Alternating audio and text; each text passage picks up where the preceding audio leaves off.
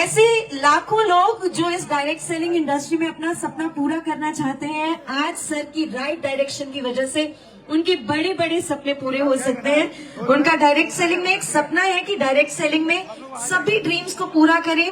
वो खुद से ज्यादा अपनी टीम के कैरियर के बारे में सोचते हैं। जो लोग इस बात से अग्री करते हैं, एक बार पहले उनके लिए शोर मचाइए जरा, कम ऑन। अब हमें उनको सुनने का मौका आ गया है। आज हम सभी उनसे जानेंगे कि AWPL में जल्दी से जल्दी कैसे डायमंड से करोड़पति बना जाए। दोस्तों, उनकी एक एक बात को अगर आप फॉलो करते हैं तो आपकी जिंदगी अगले 3 से 5 साल में बदल जाएगी। ये सिर्फ कहने की बात नहीं है, जिनकी जिंदगी बदली है उन्होंने खुद मंच पे आके ये चीज को एक्सेप्ट किया है कि उनकी गाइडेंस के साथ उनकी जिंदगी के वो सपने भी पूरे हुए हैं जो उन्होंने कभी देखे भी नहीं थे। आज उनके साथ 30 लाख से ज्यादा लोगों का कारवां कंधे से कंधा मिलाकर AWPL परिवार के साथ जुड़कर काम कर रहा है।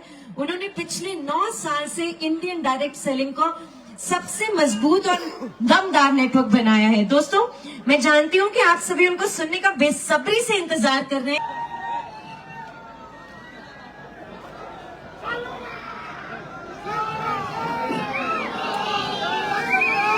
Thank you, thank you. बैठ जाइए आप लोग। आप सभी AWPL फाइटर्स का मैं शिव कुमार आज रांची की धरती पर विजय रथ 2.0 में हार्दिक हार्दिक स्वागत करता हूं। फाइटर्स, ये भगवान बिरसा मुंडा की धरती है और ये धरती, यहां के लोग हमारे देश को आजाद करने में सबसे बड़ा रोल, सबसे बड़ा योगदान दिए हैं। इस धरती की मैं जितनी गाड़ी इधर ले आओ ना, व्याख्या करूं शायद शब्दों में कम पड़ जाएगा। मैं यहाँ के लोगों की बात करूं तो ऑल ओवर इंडिया में दिल के सबसे अच्छे लोग कहीं पर पाए जाते हैं। ऑल ओवर इंडिया में सबसे ज्यादा इमोशनल लोग कहीं पर पाए जाते हैं। तो दोस्तों, वो झारखंड का नाम आता है। मैं इस धरती को एक बार फिर तहे दिल से नमन करता हूं। आप सभी का बहुत बहुत धन्यवाद, बहुत बहुत आभार। फाइटर्स, अभी कुछ मिनट के अंदर मैं आपको यह बताऊंगा कि डायरेक्ट सेलिंग क्या है।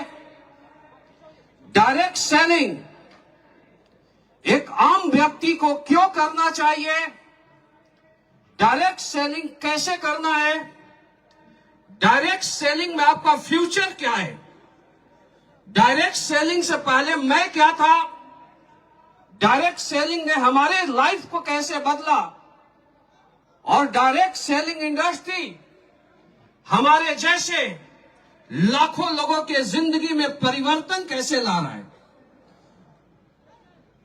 लगभग आप लोग 7 घंटे से यहां बैठे हुए हैं। मैं कुछ चंद मिनट का समय आपसे मांगता हूं, क्या आप देने के लिए तैयार हैं? फाइटर्स, रियल, आज मैं आपके जज्बे को देखा, आपके उत्साह को देखा, आपके जोश को देखा। तो जब मैं डायरेक्ट सेलिंग में आया था, जब मैं शुरुआत किया था, तो वो दिन, वो लम्हे मुझे फिर से याद आ गए। वो पिक्चर फिर से ताजा हो गया। लगभग 11 बजे आपको बुलाया गया था और अभी शाम के 6 बज चुके। लगातार 7 घंटे से आप लोग जिस चेयर पर बैठे थे, अभी भी उसी चेयर पर बैठे हुए। क्योंकि कभी कभी क्या होता है कि भीड़ कम होता है, तो ऐसा होता है कि कोई एसोसिएट चेयर छोड़ के जाता है तो दोबारा उसे चेयर मिल जाता है, कुर्सी मिल जाता है। लेकिन यहां पर हमने बुलाया था 6,000 लोगों को और मुझे ऐसा लग रहा है कि 9-10 हजार फाइटर्स यहां पर आ चुके हैं। यानी AWPL में हम जितना बुलाते हैं, हम जो कैलकुलेशन करते हैं, वो कैलकुलेशन आप लोग बार बार फेल कर देते हुए वो AWPL के फाइटर ही कर सकते हैं। तो फाइटर्स, जो व्यक्ति लगातार 7 घंटे चेयर पर बैठ सकता है, एक कुर्सी पर बैठ सकता है, मुझे नहीं पता आपने AWPL को कब ज्वाइन किया, यहां पर ऐसे कितने फाइटर्स हैं या ऐसे हमारे कितने न्यू, मैं बोल सकता हूं कि गेस्ट हैं जिन्होंने अभी तक AWPL को ज्वाइन नहीं किए हैं, वो हाथ खड़े करें। एक बार इनके लिए जोरदार तालियां होना चाहिए, जोरदार तालियां होना चाहिए सर। क्योंकि देखिए, हमारे ज्वाइन पर्सन को यह पता है कि AWPL क्या है, लेकिन आपको अभी तक यह पता नहीं है कि AWPL क्या है और AWPL में आपको क्या करना है और आपका फ्यूचर क्या है। लेकिन आप केवल यहां के माहौल को देख के, यहां के पॉजिटिव ऑरा को देखते हुए आप 7 घंटे एक चेयर पर बैठे हुए हैं। दोस्तों, मैं बोल सकता हूं कि आप इसी पेशेंस को अगले 7 साल तक बरकरार रखना। हो सकता है कि आज आपका बैकग्राउंड मिडिल क्लास हो, मिडिल लोअर क्लास हो, मिडिल अपर क्लास हो, लेकिन दोस्तों AWPL वो प्लेटफॉर्म है कि एक साइकिल वाला व्यक्ति अगर 7 साल इसको पकड़ के रखता है तो Mercedes, Porsche, range rover, Jaguar और डिफेंडर जैसे कार में आ जाता है। दुनिया का इकलौता प्लेटफॉर्म है AWPL।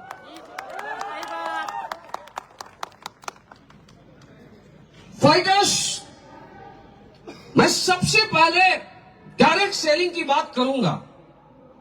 उससे पहले हमारे यहां पर जितने भी न्यू एसोसिएट आए, मैं सारे को बधाई देना चाहता हूं। हमारे कंपनी के ambassador leader mister BS Bhandari ji, crown diamond mister Gyanendra Sharma ji, mister Jitendra Maurya ji, company के royal diamond Prabhat Kumar sir, SN Pande sir, Negi sir, Ashwani Dubey ji, हमारे कंपनी के सारे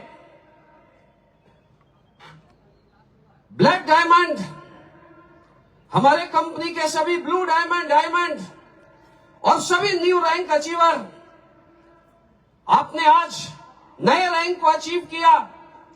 आपको हर नए रैंक अचीव करने के लिए मेरे तरफ से बहुत बहुत बधाई, बहुत बहुत शुभकामनाएं। और इसके अलावा जितने भी AWPL फाइटर्स और हमारे गेस्ट आज हमारे विजयलक्ष्मी 2.0 में, विजयलक्ष्मी 2.0 रांची में आप लोगों ने आज हिस्सा लिया, उसके लिए अगेन मैं आप सभी को तहे दिल से अपने तरफ से और AWPL कंपनी की तरफ से अगेन आप लोग को बहुत बहुत बधाई देता हूं। फाइटर्स, डायरेक्ट सेलिंग की बात किया जाए तो डायरेक्ट सेलिंग का शुरुआत 1895 में हुआ था और 1895 में इवोन नाम के कंपनी के द्वारा डायरेक्ट सेलिंग का शुरुआत हुआ और इवोन कंपनी स्किन के प्रोडक्ट को लेकर मार्केट में आया था। और शुरुआत की बात किया जाए तो शुरुआत में डायरेक्ट सेलिंग इंडस्ट्री में केवल फीमेल आया करती थी, केवल फीमेल यहां पर ज्वाइन किया करती थी और काम किया करती थी। और डायरेक्ट सेलिंग का जो शुरुआत हुआ, हमारे नहीं पूरे वर्ल्ड के फीमेल ने पार्ट टाइम में इसको करना शुरू किया। पहले वो जॉब किया करते थे, और जॉब के बाद जब उनको एक्स्ट्रा टाइम मिला करता था, तो एक्स्ट्रा टाइम में कोई भी काम करने का उनके पास अपॉर्चुनिटी नहीं था, तो उस समय उन लोगों को, उन लेडीजों को एक्स्ट्रा टाइम में डायरेक्ट सेलिंग करना शुरू किया। दूसरा कि जब एक व्यक्ति 8 घंटे 10 घंटे काम करने के बाद घर में आता है और बोर होता है, तो उसके पास कोई साधन ही नहीं था जहां से एक्स्ट्रा इनकम अर्जित किया जाए। लेकिन दोस्तों, डायरेक्ट सेलिंग उन लेडीजों के लिए एक्स्ट्रा इनकम का एक जरिया बना। इस तरीके से डायरेक्ट सेलिंग का शुरुआत हुआ। और डायरेक्ट सेलिंग का शुरुआत लोगों ने पार्ट टाइम में किया। डायरेक्ट सेलिंग स्टार्टिंग में कोई कैरियर अपॉर्चुनिटी नहीं था। इस तरीके से डायरेक्ट सेलिंग आगे बढ़ना शुरू किया। इसके बाद शुरुआत में यहां पर कोई क्वालिटी बेस्ड प्रोडक्ट नहीं हुआ करते थे, लेकिन 1960 के बाद ethical quality based direct selling company market में आना स्टार्ट किया। और उसके बाद डायरेक्ट सेलिंग के माध्यम से क्वालिटी बेस्ड प्रोडक्ट सेल करना शुरू किया गया। और दोस्तों, रियल अगर डायरेक्ट सेलिंग की बात किया जाए तो direct selling quality based product को बेचने का एक मॉडल है। डायरेक्ट सेलिंग से पहले क्या होता था कि कोई भी कंपनी जब अच्छे प्रोडक्ट को बनाता था तो अच्छे प्रोडक्ट बना दिया जाता था, लेकिन जो सबसे बड़ा चैलेंज होता था उसको कस्टमर तक पहुंचाना। उसके लिए एक बहुत बड़ी ब्रांडिंग की जरूरत होती थी, बहुत बड़े शोरूम की जरूरत पड़ती थी।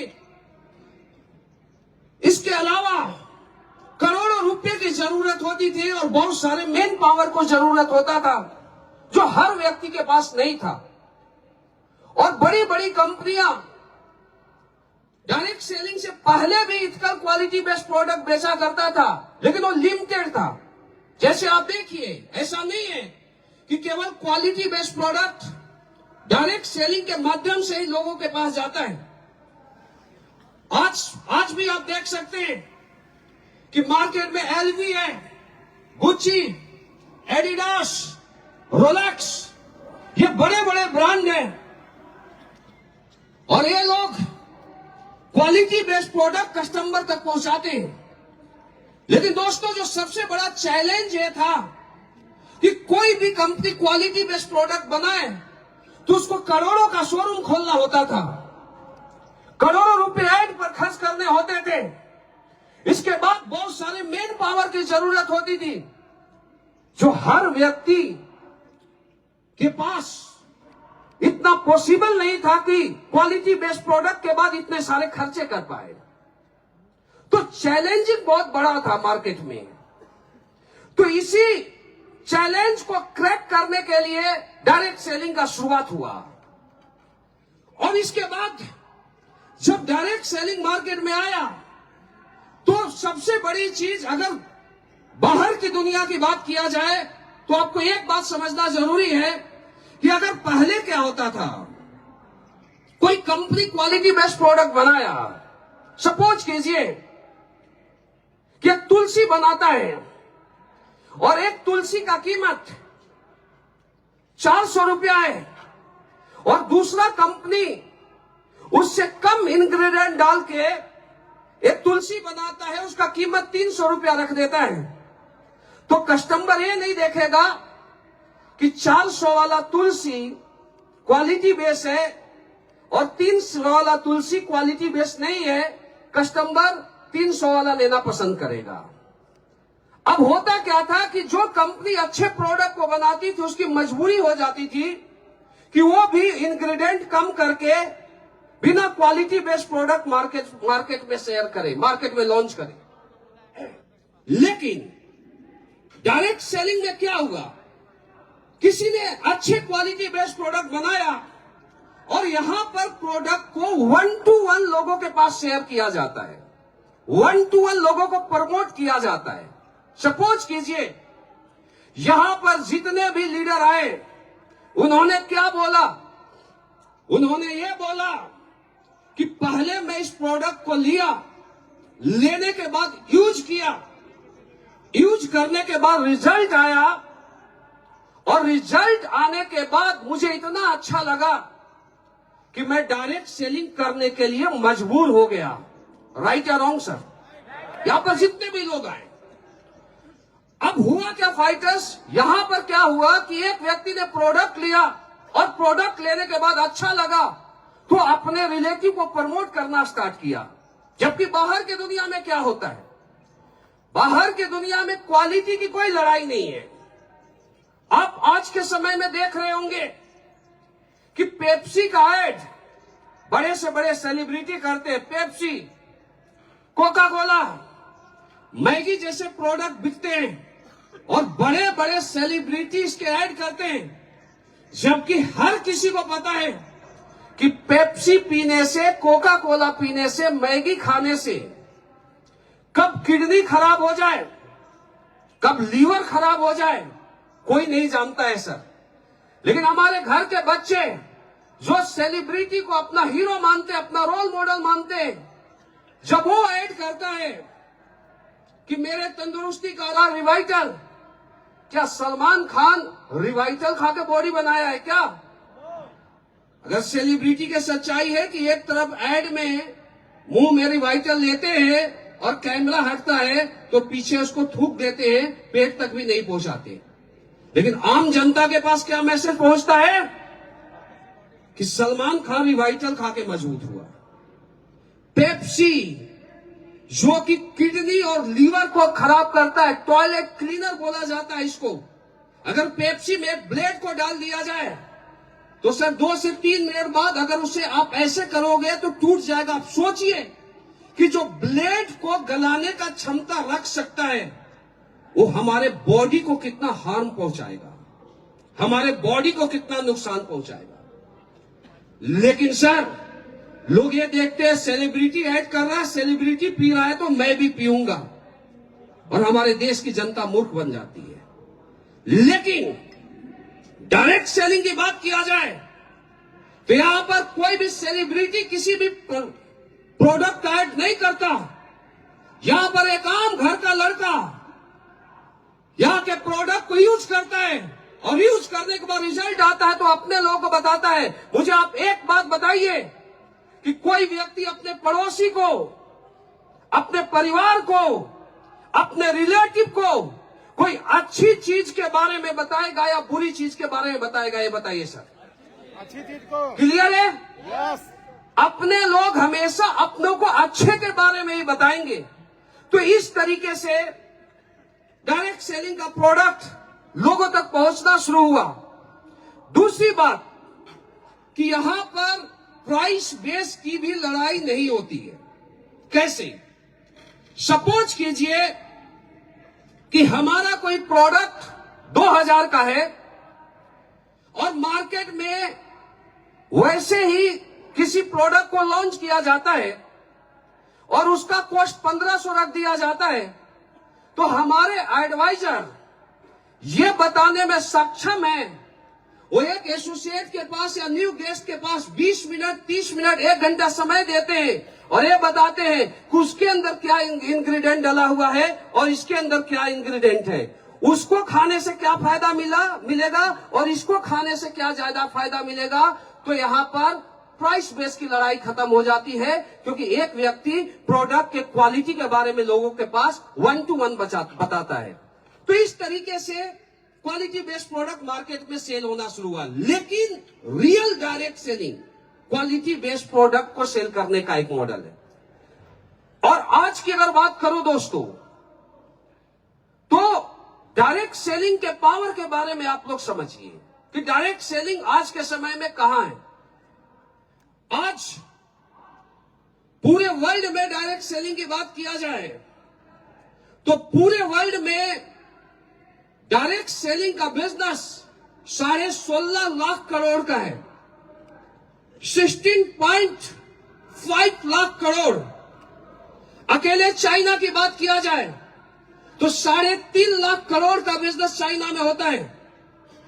अमेरिका की बात किया जाए तो लगभग 3 लाख करोड़ का बिजनेस अमेरिका में होता है। और हमारे देश की अगर बात किया जाए तो हमारे देश में डायरेक्ट सेलिंग का बिजनेस केवल 25,000 करोड़ का है। आप सोचिए कि वर्ल्ड में सबसे ज्यादा लोग कहां पर पाए जाते हैं? इंडिया में। क्लियर है सर? लेकिन हमारे देश में केवल 25,000 करोड़ का ही बिजनेस है। क्यों है ऐसा? और अभी पूरा इंडिया खाली है। इसके पीछे मैं लॉजिक बताता हूं, रीजन बताता हूं क्या। अगर पहले की अगर बात किया जाए तो डायरेक्ट सेलिंग के आड़ में बहुत सारे इलीगल कंपनी मार्केट में आया और मनी सर्कुलेशन प्लान लाया। 1 रुपए के 2 रुपए बनाऊंगा, 2 रुपए के 4 रुपए बनाऊंगा। रियल और डायरेक्ट सेलिंग नहीं था। लेकिन डायरेक्ट सेलिंग के आड़ में डायरेक्ट सेलिंग का जो ओरा होना चाहिए उसको कहीं ना कहीं नीचे किया। लेकिन अब अगर डायरेक्ट सेलिंग की बात किया जाए तो आज से पहले, आज से 10 साल, 20 साल, 25 साल पहले डायरेक्ट सेलिंग को जिस नजरिए से लोगों को देखना चाहिए था उस नजरिए से नहीं देख पाया। अभी 1922 में, 2022 में डायरेक्ट सेलिंग के गाइडलाइन हमारे देश में आया है। जो गवर्नमेंट ने डायरेक्ट सेलिंग के लिए गाइडलाइन बना दिया, इसके बाद डायरेक्ट सेलिंग के प्रति लोगों का नजरिया बदला। और आज के समय में अगर देखा जाए तो हमारे देश में भी पढ़े लिखे लोग, हमारे देश के अच्छे अच्छे doctor, engineer, high class profile अब डायरेक्ट सेलिंग में आना स्टार्ट किए। यानी रियल लीगल डायरेक्ट सेलिंग का शुरुआत अब हमारे देश में हुआ है। और आज मैं आपको बताना चाहूंगा कि अभी डायरेक्ट सेलिंग को एक अलग पहचान देने में, डायरेक्ट सेलिंग के प्रति लोगों को नजरिया को चेंज करने में अगर किसी भी कंपनी का सबसे बड़ा रोल रहा है तो दोस्तों उसका नाम है AWPL। इसमें किसी को डाउट नहीं होना चाहिए। आज हमारे कंपनी की अगर बात किया जाए तो दोस्तों सबसे पहले मैं कंपनी के बारे में बताने से पहले उस व्यक्ति को धन्यवाद देना चाहूंगा जिस व्यक्ति ने AWPL जैसा प्लेटफॉर्म बनाया जहां पर आम लोगों को केवल सपने दिखाए नहीं जाते हैं, आम लोगों के सपने पूरे होते हैं। मैं चाहूंगा कि हमारे company MD and CEO Sanjeev sir के लिए अभी तक की सबसे जोरदार तालियां होना चाहिए। जोरदार तालियां सर।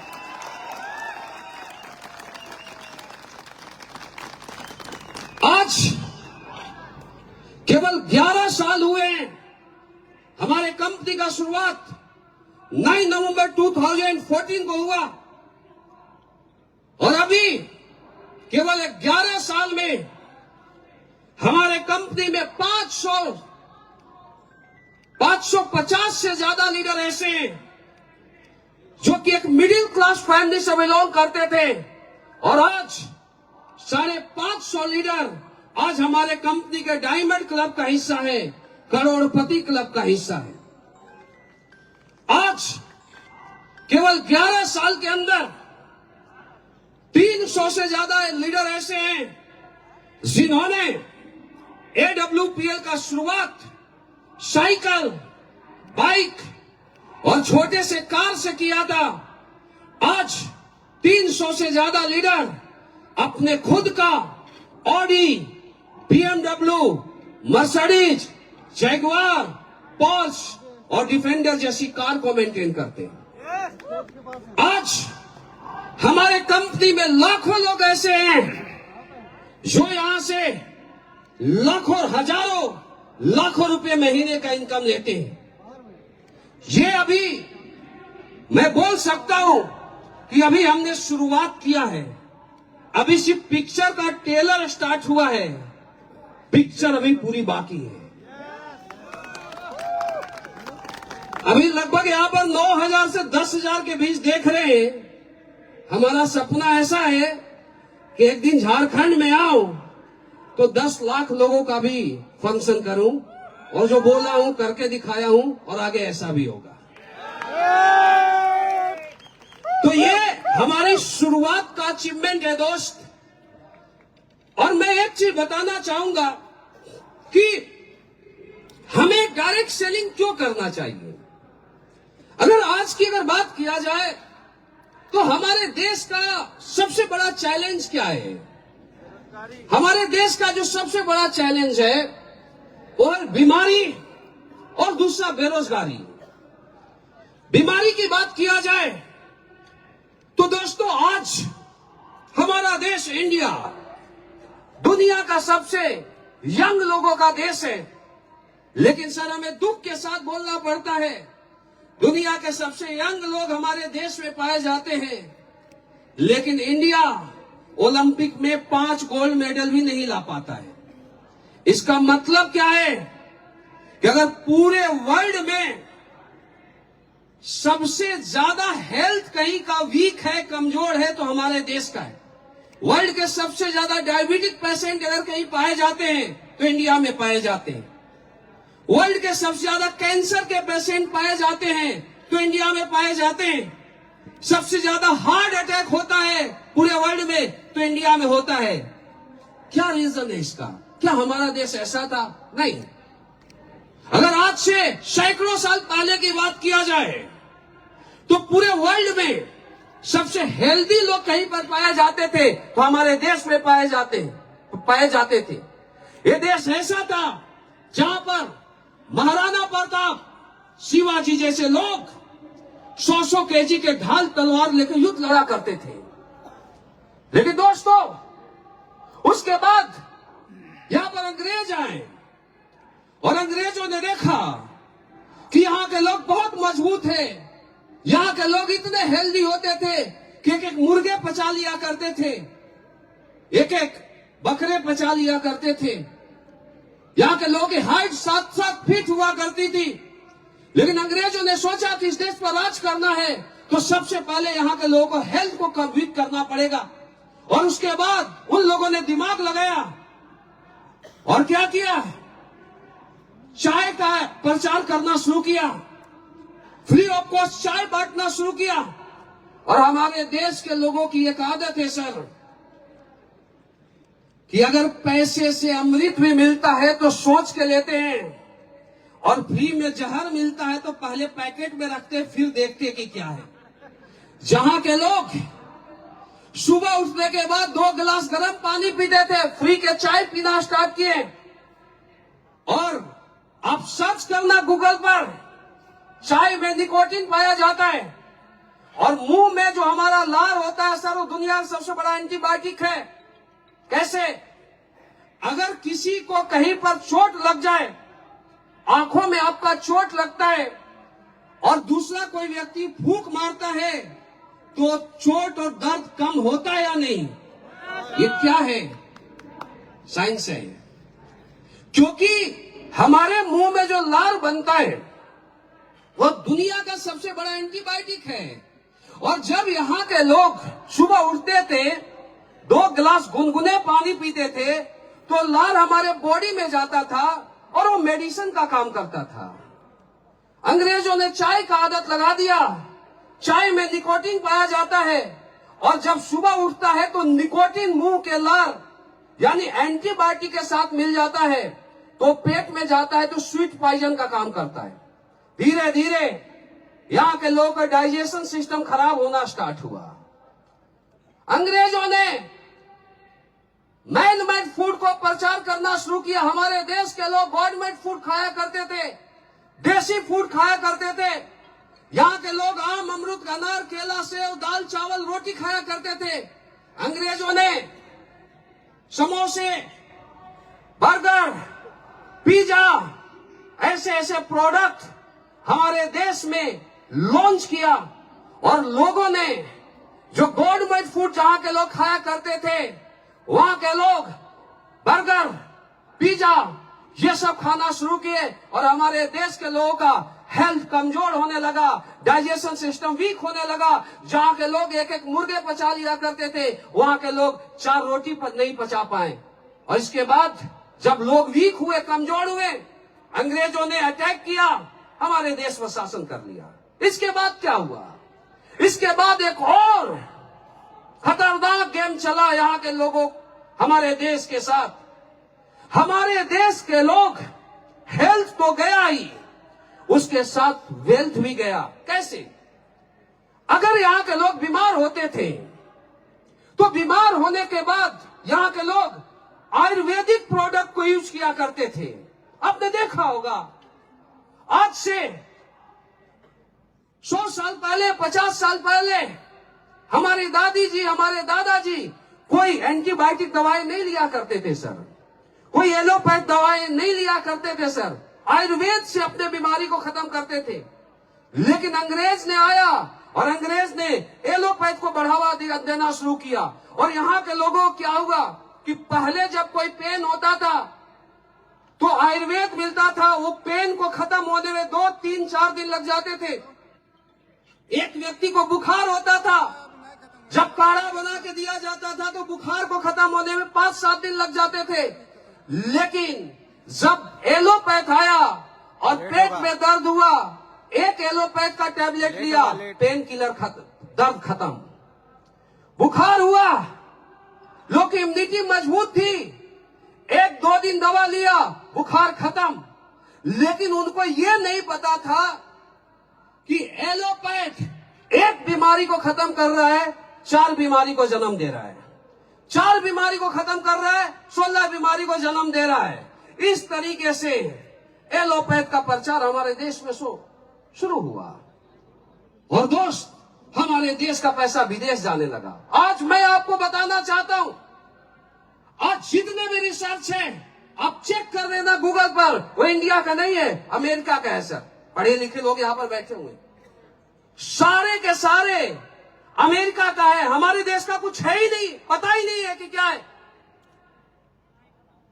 अब एक बात बताइए कि जो अमेरिका का टेम्परेचर है, इंडिया का टेम्परेचर में आसमान जमीन का फर्क है।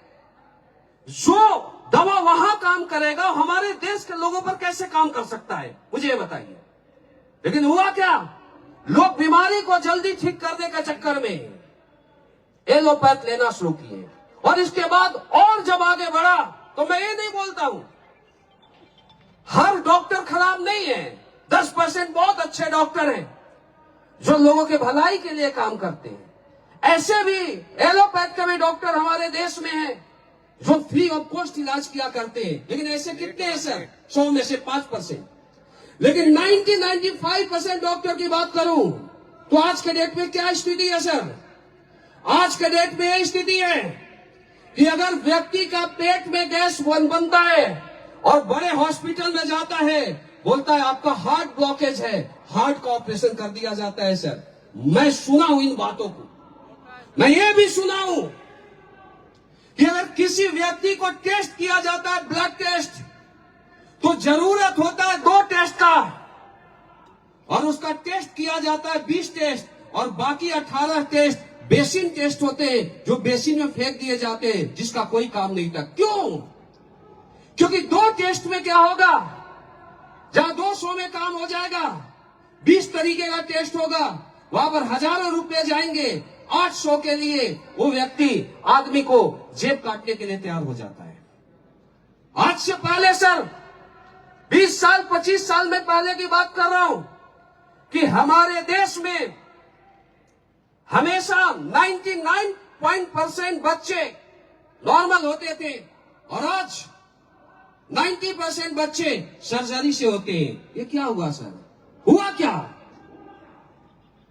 डॉक्टर को पता है कि कोई भी आता है तो